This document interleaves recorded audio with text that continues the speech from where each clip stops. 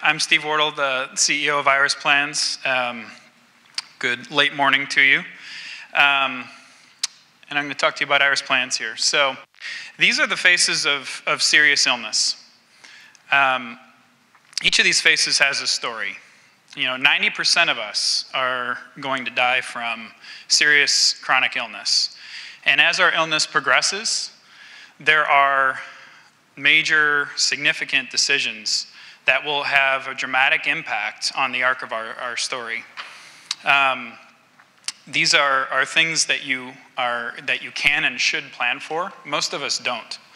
But when you do, as these people are here, it can have a very, very positive impact on your story and your life. So it's not just about stories, it's also about waste. At $210 billion, unnecessary care is the largest driver of waste in our healthcare system, and 80 billion of that is delivered in the last 2 years of life. The standard of care at the end of life is very aggressive, and this creates not just waste, but human suffering. The good news is the solution already exists. There's a health system in La Crosse, Wisconsin that's made advanced care planning famous. They're known for really two things. They have almost universal adoption of advanced care planning in their community, and they have the lowest spending in the country in the last 2 years of life. Per patient, they're $23,000 below the national average. But what if you live outside of La Crosse? Well, nationally, if I can get this together, nationally, 9 out of 10 people are interested in, would like to have advanced care planning, and 2 out of 10 are able to access.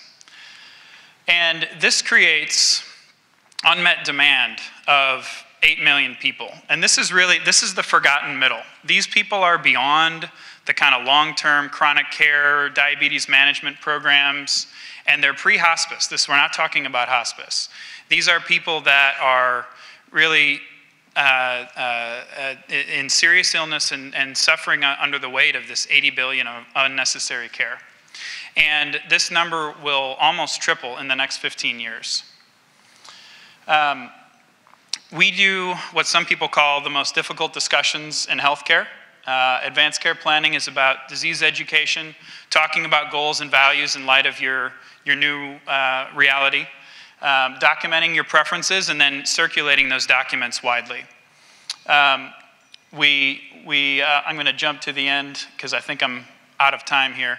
But we work with health plans and target their members that have serious chronic illness that are driving about half of their total spend, and we reduce that by 25%. We have a founding team with multiple C-suite roles and deep expertise in palliative care, which is a really rare skill set, and multiple tech startups with successful exits. Thank you. Great. Steve, thank you. Now the judges, hold on to that. Can you talk a little bit about reimbursement? I seem to remember, and it might have been with the traditional ACA, is that GPs could get reimbursed for kind of end-of-life discussions, or that was part of that. Can you talk, though, a little bit about the business model and reimbursement in this case? Absolutely. So in the beginning of 2016, CMS finally approved reimbursement for advanced care planning. There's been a CPT code for a long time. It was never used. So that is obviously for Medicare only. And it is supported by physicians, but not being used by physicians at the same time. I think the assumption is that this is something that physicians do, and I think that's an ideal state in some ways. In other ways, I think it's good to have an objective third party that doesn't know the patient and really doctors are not great at prognosis. There's been good studies on that. They overshoot by over 500%. But anyways, there is a reimbursement. We don't use that, and doctors don't use it either. This is something that is reimbursed typically by a health plan, and it's separate from the diagnosis codes. So 3 comments. First of all, I think the space is very good that you've identified this unmet, unserved group of people. So I think that's a lot of potential there.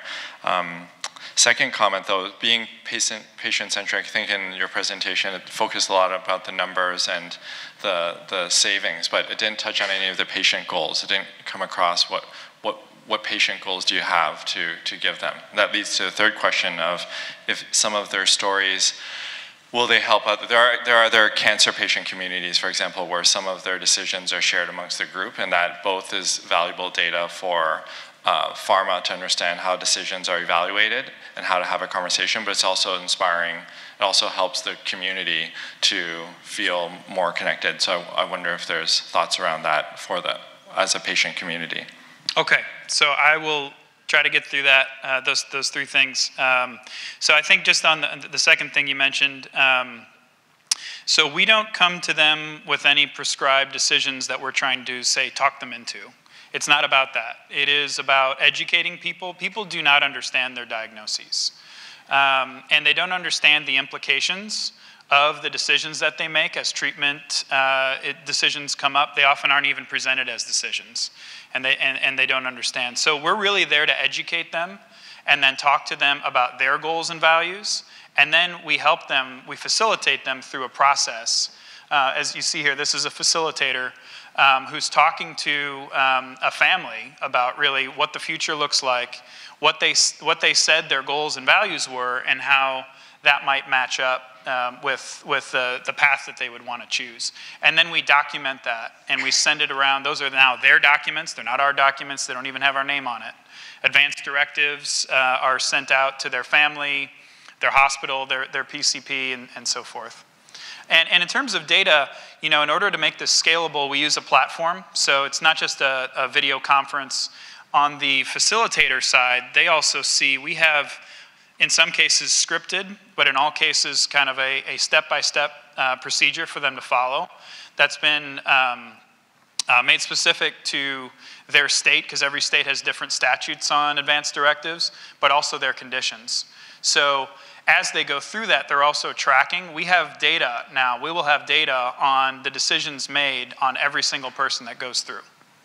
It seems like this would be a much better experience for the end customer. And you mentioned that when asked, a lot of the customers say, yes, we would definitely want this, but they're not getting that right now. Yeah. But we also touched on, it just seems like there's a real lack of awareness and education around this even existing. How do you cut through that and actually get this in front of people? Yeah, well, this is again where the business model is key. Going through a partner to get to the consumer is critical.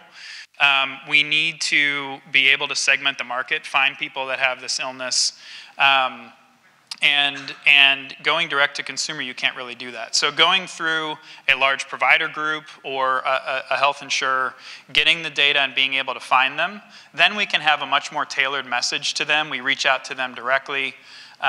They understand now that it's a covered benefit, which lends some credibility to the whole thing. And we have a discussion with them. They don't all sign up, but engagement rates are actually pretty good. Time's up. All right. Okay. Is there any liability in the decisions you're helping people make? Is there any recourse down the road? So all the documents, like I said, every state has their official advanced directives, and they're very clear about what it takes to put one in place, which includes, I've signed this, this is my testament, I have witnesses that saw me sign this, and so forth. So, and those documents, again, they don't even have our name on it. So it becomes their document, their decision.